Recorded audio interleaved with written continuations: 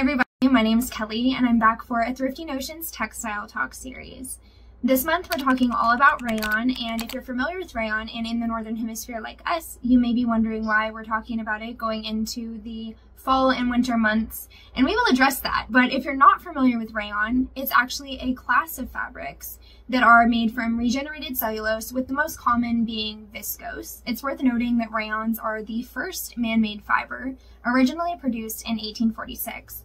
And they were referred to as synthetic silks until the 1920s, when the name rayon was invented and adopted for this category of fabrics. Like I said, rayon is an umbrella term for all regenerated cellulose fabrics, and that's just a big way of saying that these fabrics are made out of natural materials like wood pulp or even cotton fiber scraps or cotton textile waste scraps in some cases, and that material is cellulose based because it comes from plants. And that cellulose is broken down with a bunch of chemical baths and different processes. But at the end of the day, they're essentially taking that cellulose, that fiber from plants, and turning it into sludge, and then turning that sludge back into new, longer fibers that can be turned into fabric. So it's really interesting. It's like one big giant science project, but because there are a lot of chemicals involved, there can be a lot of sustainability concerns. All modern forms of rayon generally are going to be very breathable, very lightweight usually, and they will absorb moisture. This means that they can be very wrinkly, but keep in mind that because they're lightweight, especially things like this kind of fabric will release the wrinkles really quickly when you're out wearing it, just because of the moisture in the air and things like that, especially if you live in a humid environment. If you pull this out of your closet and it's really wrinkled, I wouldn't stress too much, maybe get some of the wrinkles out. But as soon as you sit down, it's going to wrinkle again. Once you're up and moving, those wrinkles are going to fall out. So that is one thing that I love about rayon, because it has a similar feel to cotton with the drape of silk, but it will drop the wrinkles in a way that cotton doesn't normally do. The terms viscose and rayon are often thought of as being interchangeable. There are some differences in the production of the two fabrics on a technical level, but whether or not that terminology is used appropriately under all cases is up for debate. And a common fabric that I've seen when I see rayon specifically marketed, it's rayon challis. And this is a viscose dress, and I can't tell any difference between it and a rayon challis that I've specifically bought as a fabric. Some viscose fabrics have more of a sheen to them. When you do some research between rayon and viscose, the sheen is something that's noted as being a difference. But over time, as you wash these fabrics, they're going to become more soft, and they're going to lose that sheen anyway because they are cellulose based. They're going to wash more like cotton and linen and things like that. So just keep that in mind. But if you see rayon challis, if you see a lightweight viscose woven, they're all going to be roughly the same. But old style rayons like generic rayon and viscose are generally made with a pretty unsustainable practice. They can be greenwashed as being very sustainable because bamboo is a sustainable crop, and it's often used as a source for the pulp for making rayon fabrics. However, it involves a lot of chemicals, and usually these chemicals are just dumped out at the end of every single round of making fiber. So this means a lot of chemicals are used and a lot of them are put back into the environment, often not disposed of in ways that they're supposed to be. Next up is Lyocell, and Lyocell differs from other earlier forms of rayon because it's made in a closed loop system, and that means that all the chemicals used to produce the fabric are reused to produce the next round of fibers as well, over and over again. And so instead of just dumping the chemicals at the end of each batch of fibers, they're being reused and recycled throughout the process. I also like to assume that any company that's producing, closed loop rayon is caring enough to dispose of their chemicals properly when they are done with them.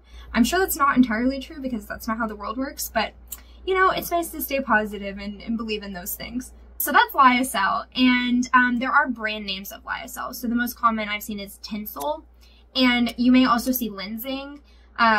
And I'm not sure I'm pronouncing that right, but Lenzing is actually the parent company over TENCEL. TENCEL produces Lyocell, and then they also produce another form of rayon called Modal, or Modal. I'm not really sure the best way to pronounce it, and that's what we're going to talk about next. So Modal is like Lyocell in that it's often made in a closed loop system, and in the form of TENCEL, Modal is made in a closed loop system. but some modals are made in a semi-closed loop system, so not all of the chemicals can be reused, just some of them. So if it doesn't differentiate the brand name of Modal, it may not be as sustainable, but generally speaking, Modal is a step in the right direction towards a more sustainable rayon. Lastly, there are some older, less common forms of rayon, and those are acetate and cupromonium rayon, or Cupro. Cupro is still fairly common, but I will say that acetate is like very quickly losing popularity. You will still find it occasionally, and it's blended into things like carpets sometimes and weird stuff, but it's not known to have a good reputation for holding up over time. It breaks down, it becomes brittle, and it does feel a lot more plasticky. It is the most similar, in my opinion, to like a polyester feeling, even though it is made from cellulose. So if you come across an older vintage fabric that's acetate, definitely pre-wash it and test it and like pull on it a little bit before you take the time of making a really intensive garment, because there is a chance that it may not have the same durability of some other forms of rayon. Now that we're all familiar with the most common types of rayon, let's talk about the best things to make with it. And of course that will depend on the type of fabric. Since this is a category of fabrics, there are a lot of different options here, but I'm going to go over a few of them. Rayon knits have been popular for quite a few years, but I personally found that, 10 years ago when I was trying to use rayon knits, they were stretching out very easily. And even ones that I was buying from stores were just not very high quality. Even now, a lot of viscose blend, like polyester, viscose, nylon blend, sweater type things are not very durable. They don't wash up very well and they pill very easily. I have seen that Lyocell and Modal fabrics generally have longer fibers. They're going to have a little bit more sheen because of that, but they're also more durable, and they are really putting effort into making more knits that are more durable out of these fabrics, out of these fibers.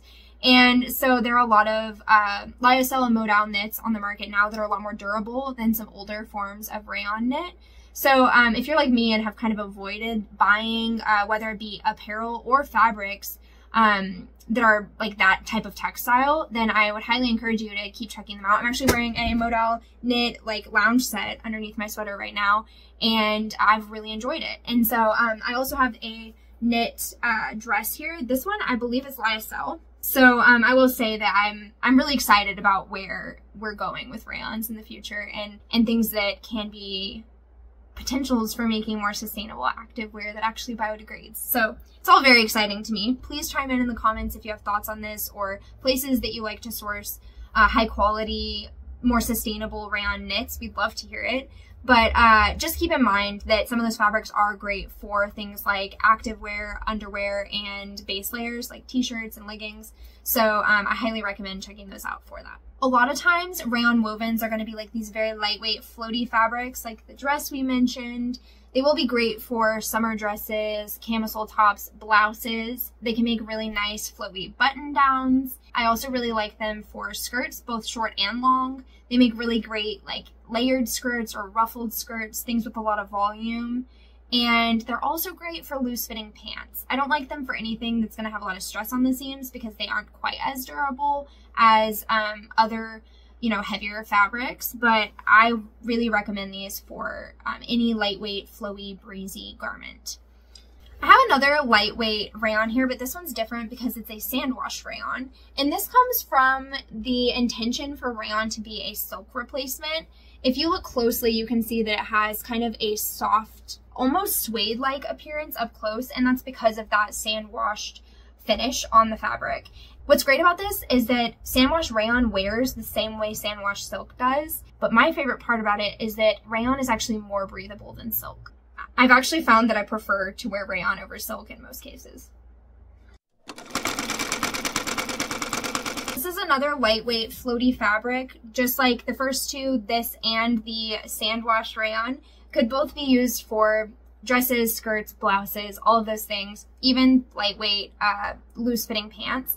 This one is a blend with linen, so you can see that it has some of the same texture as linen from those fibers. And the great thing about blending that rayon into linen is that it's going to be less prone to holding on to the wrinkles as linen is normally prone to doing. So if you're a big fan of linen, you know one of the advantages is that once you wash it enough, it doesn't really wrinkle deeply, but it just kind of always looks wrinkled and lived in a way that's really satisfying to a lot of people. And one of the great things about rayon blend linens is that they are going to already be drapier when you purchase them right out the gate. So you don't have to wash them as much usually to get them to that state.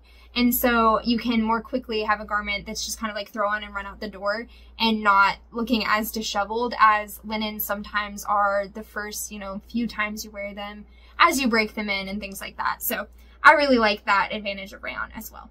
Last but not least, I have a Bimberg rayon lining, and I wanted to include this lining fabric because it really shows off that rayon can have a sheen very similar to silk. This one reflects a lot more light than something like this other like black based print. You can see the black portions of this print are absorbing a lot more of the light. They're looking a lot duller, and this one's reflecting back more of that light. And that's because this is a very fine yarn, and the way that the rayon Bimberg linings are produced, they're getting the finest yarns possible, the most silky yarns, to make a lining that feels more similar to silk so that you can make a coat where you can slide your arms in and out of it without them getting stuck and all of that.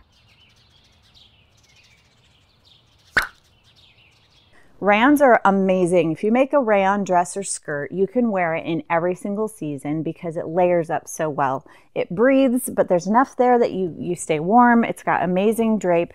You throw on some leggings and some boots with a sweater over your dress, you're fine, you're cozy.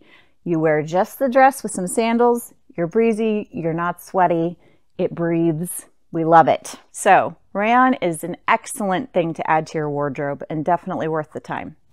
And classic black pinstripe, can't go wrong. All right, you guys, that's all for today. If you found this video helpful or valuable, please let us know in the comments, give us a like or subscribe. I know that people say that all the time, but being such a small business and having few resources to devote to different endeavors, we want to make more content like this, but we need to know that it's reaching people who want to see it and that it is being enjoyed. So let us know what questions you have and we'll make a part 2 if there's enough of them, things like that. And if you have any information to chime in, if there's something you think I got wrong, please leave that below as well. This is a community where we want to get the information to anybody who needs it, anybody who's wanting to learn about it. So we want to hear what you have to say too. Thanks again, and I'll leave you with one piece of advice for seasonal styling from one of my favorite people on the entire planet. There's no such thing as bad weather. There's only bad clothing choices. So as someone who gets cold very easily and spent a lot of years living in a very cold and rainy country, that advice got me a lot of places, and I hope that it helps you one day too. Thanks again, and we'll see you next time. Happy sewing!